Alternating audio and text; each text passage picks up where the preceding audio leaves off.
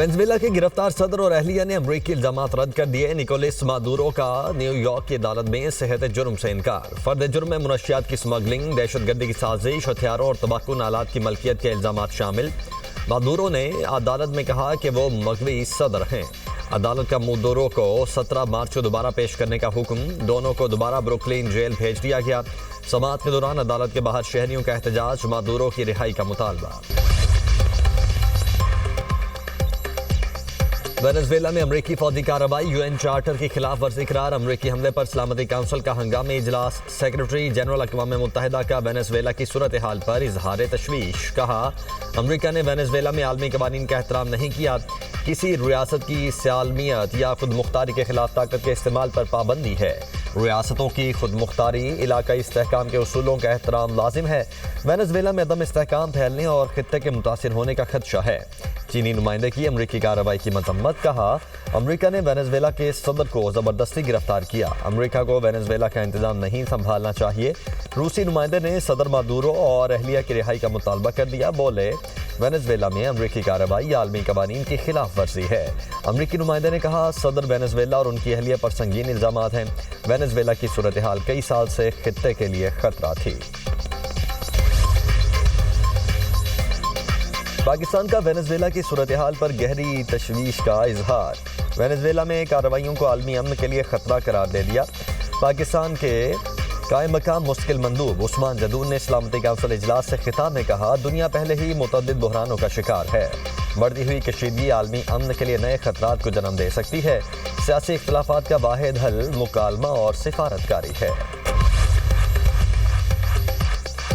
Venezuela میں امریکی فوج دوبارہ بھیجنے کے لیے قانون سازی کی ضرورت نہیں ہوگی۔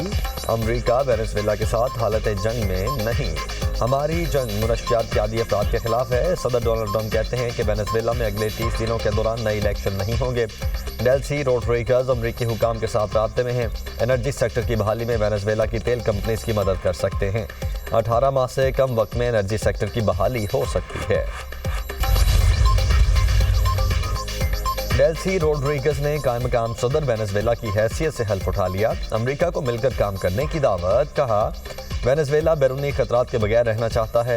خطہ جنگ نہیں، امن اور ڈائیلاگ کا حقدار ہے۔ یہی صدر نکولس کا پیغام رہا ہے۔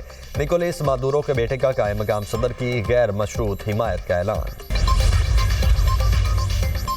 گرین لینڈ پر قبضے کی امریکی دھمکی مسترد۔ وزیر اعظم گرین لینڈ نے کہا گرین لینڈ کا وینزویلا سے موازنہ نہیں کیا جا سکتا۔ امید ہے امریکہ کے ساتھ تعلقات بہتر ہو جائیں گے۔ اس مقام پر نہیں پہنچے جو سوچیں کہ ہمارے ملک پر راتوں رات قبضہ ہو سکتا ہے۔ برطانوی وزیر اعظم کیئر سٹارمر بولے گرین لینڈ کے مستقبل کا فیصلہ عوام کریں گے۔ فیصلے کا حق ڈنمارک کے حکمرانوں کو ہے۔ برطانیہ ڈنمارک کے ساتھ کھڑا ہے۔ گرین لینڈ پر ڈنمارک کا موقف درست قرار دے دیا۔ سوئٹزرلینڈ کا وینزویلا کے صدر نکولس مادورو کے اثاثے منجمد کرنے کا اعلان۔ سوئس حکام کا کہنا ہے کہ صدر مادورو کے اثاثے 4 سال تک منجمد رہیں گے۔ اثاثے غیر قانونی ثابت ہوئے تو انہیں وینزویلا کے عوام کے لیے استعمال کیا جائے گا۔ سوئٹزرلینڈ نے 2018 سے وینزویلا پر سفری پابندیاں عائد کر رکھی ہیں۔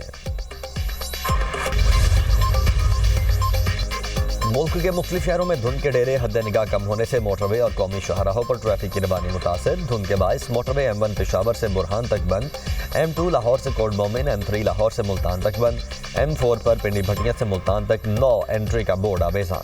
موٹر وے M5 پر بھی ملتان سے سکھر تک گاڑیوں کا داخلہ ممنوع۔ لاہور سیالکوٹ موٹر وے M11 دھند کی وجہ سے بند۔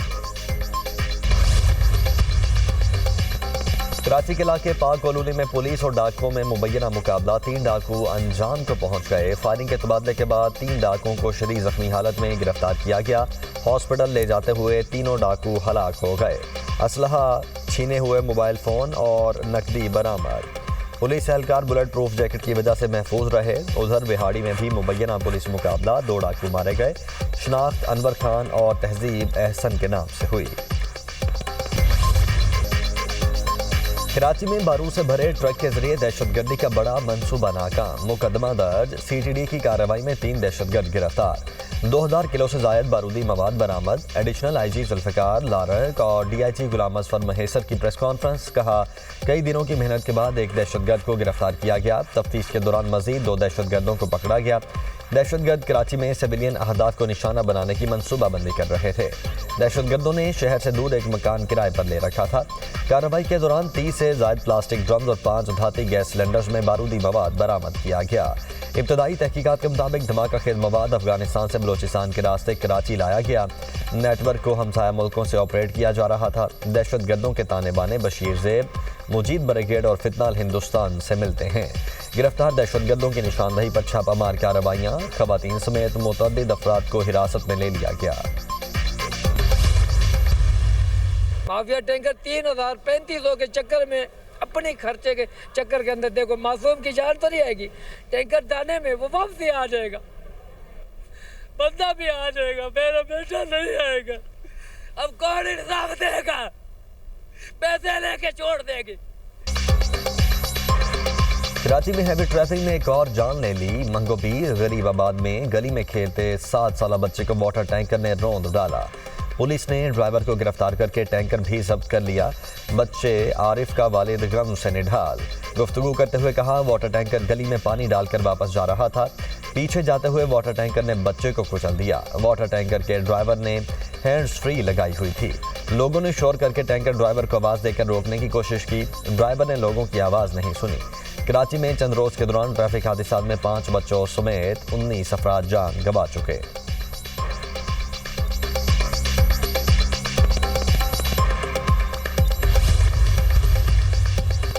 وزیراعظم سے اسپیکر قومی اسمبلی سردار ریاض صادق کی ملاقات، پارلیمانی امور اور اسپیکر کے حالیہ دورہ بنگلہ دیش پر تبادلہ خیال۔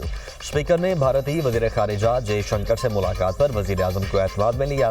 ریاض صادق نے بتایا بھارتی وزیر خارجہ نے خود میری نشست پر آ کر ملاقات کی، خود اپنا تعارف کروایا، میں نے بھی ان کا احوال دریافت کیا۔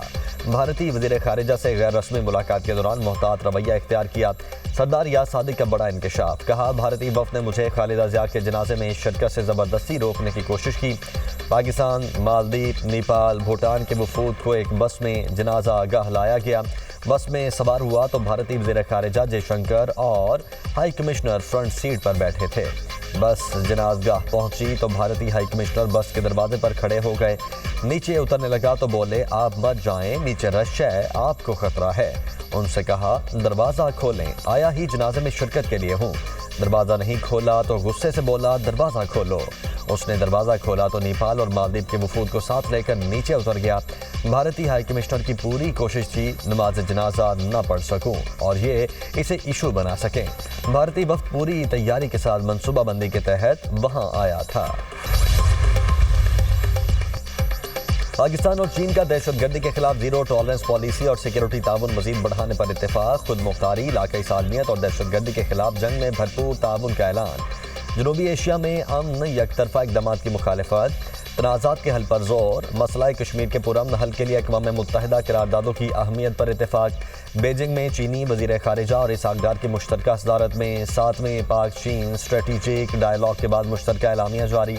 پاکستان کا ایک چین پالیسی، تائیوان، سنکیانگ، تبت، ہانگ کانگ، جنوبی بحیرہ چین سے متعلق چین کی مکمل حمایت کا اعادہ۔ اسٹریٹجک اور سیاسی تعاون، دفاع، معاشی شعبہ جات، تجارت کے حوالے سے غور، سرمایہ کاری، ثقافت کے شعبوں میں تعاون اور عوامی روابط کا بھی جائزہ۔ نائب وزیر اعظم اسحاق ڈار کا دورہ چین مکمل کر کے وطن واپس پہنچ گئے۔ چاروں صوبوں میں اگر آپ کو کہیں کوئی فرق نظر آتا ہے تو اس کا یہ بڑا آسان جواب ہے لوگوں کے پاس کہ پنجاب کو پیسہ زیادہ ملتا ہے۔ یہ ایک بالکل جھوٹ اور غلط بات ہے۔ تمام صوبوں کو ان کے جو پاپولیشن ہے اس کے حساب سے ان کو اپنے جو عوام ہیں اس صوبے کے جو سٹیزنز ہیں ان کے لیے صوبے کے حساب سے پیسہ ملتا ہے۔ فرق اتنا ہے کہ پنجاب کے عوام کا جو پیسہ ہے پوری دیانتداری کے ساتھ پنجاب کے عوام پہ لگ رہا ہے۔ نوجوانوں بہکاوے میں نہ آنا کہ پنجاب کو زیادہ پیسے ملتے ہیں، اس بہکاوے میں بھی نہیں آنا کسی صوبے کے پاس پیسے کم ہیں اور وہ پیچھے ہے۔ وزیر اعلیٰ پنجاب مریم نواز کا نیشنل ورکشاپ بلوچستان کے شرکاء سے خطاب، کہا چاروں صوبوں کو ان کی آبادی کے اعتبار سے پیسہ ملتا ہے، پنجاب کے عوام کا پیسہ بڑی دیانتداری سے انہی پر لگ رہا ہے۔ ہمارے دروازے دوسرے صوبوں کے عوام کے لیے ہمیشہ کھلے ہیں۔ پنجاب بھر میں سفارش اور رشوت کا کلچر بالکل ختم کر دیا۔ اچھی گورننس سے بڑھ کر کوئی سیاست نہیں۔ فنڈز کے استعمال میں شفافیت یقینی بنائی، جرائم کے خاتمے کے لیے خصوصی اقدامات کیے، نتائج آپ کے سامنے ہیں۔ نو مسلم بھارتی خاتون نور حسین سربجیت کور کو بھارت واپس بھیجنے کا فیصلہ۔ نور حسین کو آج واہگہ بارڈر کے ذریعے ڈی پورٹ کیا جائے گا۔ 48 سالہ سربجیت کور 4 نومبر 2025 کو یاتری ویزے پر پاکستان آئی تھیں۔ بھارتی خاتون نے 5 نومبر 2025 کو اسلام قبول کیا اور شیخوپورہ کے رہائشی ناصر حسین سے نکاح کر لیا تھا۔ پاکستان سکھ گرودوارہ پربندھک کمیٹی کے سابق سربراہ سردار مہندر پال سنگھ نے بھارتی خاتون کو ڈی پورٹ کرنے کے لیے لاہور ہائی کورٹ میں درخواست دی تھی۔ نور حسین اور ان کے شوہر ناصر حسین کو 2 روز قبل ننکانہ صاحب سے گرفتار کیا گیا تھا۔ غزہ میں خستہ حال عمارت گرنے سے 2 فلسطینی جاں بحق، سردی کے باعث مظلوم فلسطینیوں کی مشکلات بڑھ گئیں، خیموں میں زندگی گزارنا مشکل ہو گیا۔ صہیونی فوج کے چھاپے، صحافی سمیت درجنوں افراد زیر حراست۔ یوکرین کے صدر زیلنسکی نے کینیڈا کی سابق نائب وزیر اعظم کرسٹیا فری لینڈ کو اقتصادی ترقی کی مشیر مقرر کر دیا۔ سوشل میڈیا پر بیان میں صدر زیلنسکی نے کہا، سرمایہ کاری لانے کے تجربے پر کرسٹیا فری لینڈ کا انتخاب کیا۔ یوکرین اندرونی استحکام اور دفاعی مضبوطی پر توجہ دے رہا ہے۔ صدر زیلنسکی نے سیکیورٹی سروس کے سربراہ جنرل واسیل مالیوف کو بھی عہدے سے ہٹا دیا۔ ایوہین کمارا سیکیورٹی سروس کے قائم مقام سربراہ مقرر۔